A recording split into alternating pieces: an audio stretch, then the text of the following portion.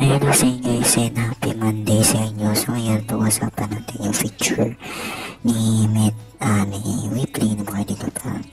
So ito nga pala yung Points Carnival Mission Challenge.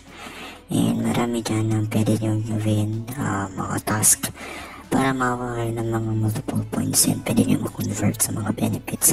So pinaka-basic dyan is yung una dyan is yung 20 na points ang mako-convert nyo is visitor logbook for 1 day.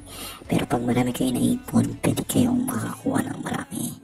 And then, sunod naman dyan is yung graffiti art and then moments card and so on and so forth. So maganda yan para sa mga nag-iipon mga points dito. Kung ito kasi is real time to, nag-update depende sa kung ano yung task na complete nyo. Once na meron kayong updated version ng Weebly, so yun yung nandun sa Points Carnival. So maganda yan kapag yun nga, nagkagawa kayo ng mga tasks yan.